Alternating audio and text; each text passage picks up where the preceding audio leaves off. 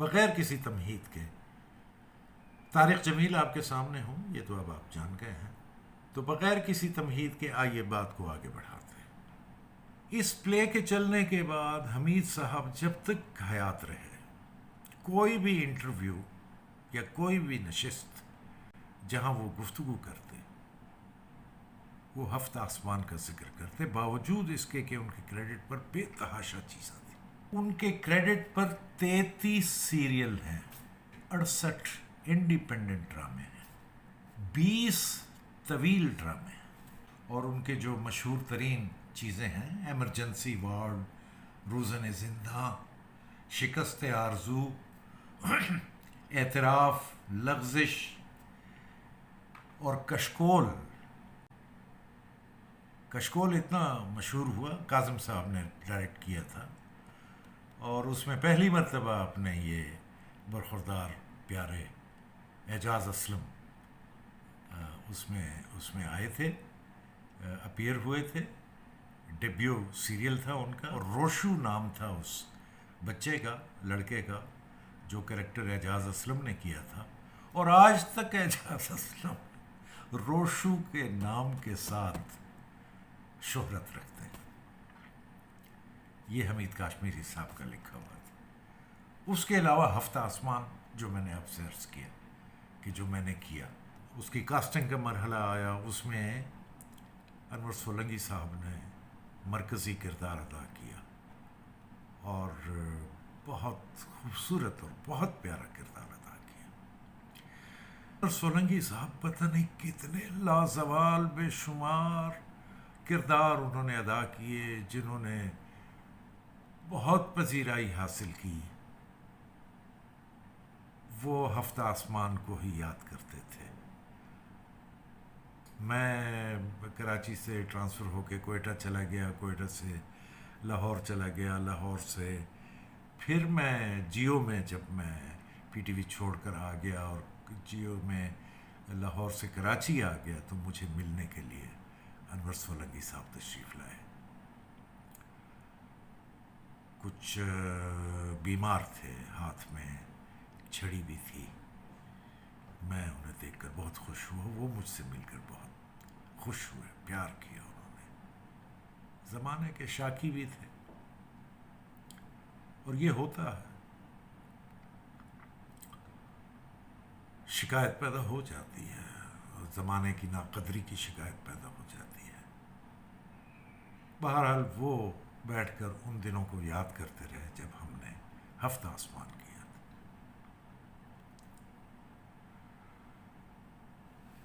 ہفتہ آسمان کی کاسٹ میں ہما میر، جو ڈاکٹر ہما میر ہیں، اور راشد سمیع کا میں نے کوئی ایک تھیٹر کا پلے دیکھا تھا، میں بڑا متاثر ہوا راشد سے۔ تو راشد سمیع کی زندگی کا یہ پہلا پلے تھا ٹیلی ویژن کے اوپر، اور اس میں بہت خوبصورت کردار نبھایا۔ دادا پوتے کی کہانی میں، یعنی دادا بنے انور سولنگی صاحب اور پوتا راشد سمیع، اور بیچ میں جو راشد سمیع کا یعنی پوتے کا بچپن ہے، وہ سجاد حسن جو مشہور ماشاءاللہ ریڈیو کے اناؤنسر تھے، حماد حسن، ان کے بیٹے تھے۔ اس کے علاوہ میں نے آپ کو ڈاکٹر ہما میر کا بتایا، اور میڈم روشن عطا، انجم احمد، اے رحمان، یہ لوگ تھے اس کے اندر۔ اپنے فرید نواز بلوچ صاحب بہت پیارے انسان تھے، مرحوم۔ یہ سب کاسٹ تھی اس کے اندر، کچھ نام میں شاید بھول رہا ہوں۔ تو موقع لگے تو دیکھیے گا یہ پلے، آپ کو اچھا بھی لگے گا، اور آپ کو یہ جب میں نے بیک گراؤنڈ بتائی ہے تو آپ کو دیکھ کر بہت زیادہ لطف آئے گا کہ کیسے یہ روحانیت کا سفر جو ہے یہ ترتیب پاتا ہے، اور کیسے یہ آگے جاتا ہے۔ ہو سکتا ہے آپ کو کوئی کچا پن اس میں لگے، لیکن میری زندگی کا اب تک کا جتنا بھی کام ہے اس میں یعنی پسندیدہ کاموں میں مجھے سارے کام پسند ہیں اپنے. یہ بہت پسند ہفتہ آسمان. یوں میری یعنی ڈرامے کی فیلڈ میں میری انٹری ہوئی. میرا لاہور جانا ہوا اس پلے کے بعد. مجھے اندازہ نہیں تھا کہ یہ وہاں لاہور میں جو مل رہا وہ تو کیتا سی تو ایم شریف صاحب ملے جو اداکار ہمارے تھے. کہنے لگے میں تو اور طارق جمیل میں تو دیکھ کے سمجھ گیا سا. میں نہیں سے پتا کہ ڈائریکٹ تو کیتا ہے. میں دیکھ کے سمجھ گیا سا کہ لاہور دا کوئی بندہ جنہیں پلے کیتا. محبت تھی ان کی. یوں سٹارٹ ہوا. اور اس کے بعد پھر چونکہ کام کرتا رہا میں بڑے بڑے لوگوں کے ساتھ کام کیا جن میں منشا یاد صاحب, جن میں ناہید سلطانہ اختر صاحبہ, جن میں امجد اسلام امجد صاحب, جن میں اشفاق احمد صاحب کے کچھ پلیز, جن میں ڈاکٹر طارق عزیز سے میں نے کچھ پلیز لکھوائے, ڈاکٹر انور سجاد صاحب کے کچھ پلے کیے. یہ سارے قابل احترام محترم لوگ. لیکن ہمیشہ کچھ ہوا یہ میرے ساتھ کہ میں نے آنکھیں بند کر کے کوئی اسکرپٹ قبول نہ کیا, اور ہمیشہ کوئی نہ کوئی میں ان سے ادب کے دائرے میں رہ کر عرض کرتا رہا.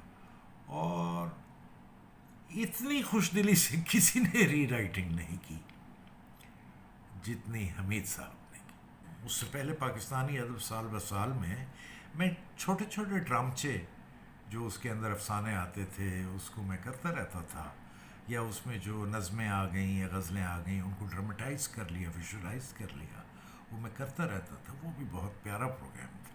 راحت کاظمی اس کو کنڈکٹ کیا کرتے تھے.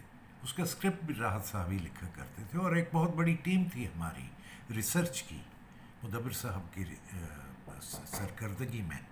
اور اس یعنی ایسے بڑے بڑے نام کہ جیسے پروفیسر سہار انصاری صاحب, ان سے ہم نے رابطہ کیا, وہ ہماری ٹیم میں شامل تھے.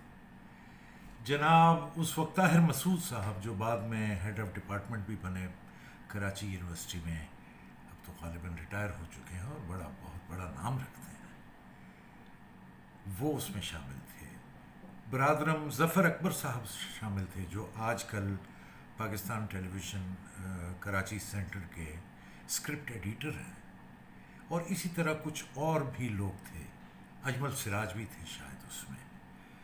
تو یہ لوگ ریسرچ ٹیم تھی ہماری جو کہ ریسرچ اکٹھا کر کے پاکستانی ادب سال بسال کے لیے لاتی, اور مدبر صاحب کی سرکردگی میں وہ پھر وہ مواد ہم ڈسکس کرتے اور پھر وہ مہیا کیا جاتا راحت کاظمی صاحب کو, جو کہ خود بھی ایک بہت اچھا ادبی ذہن رکھتے ہیں.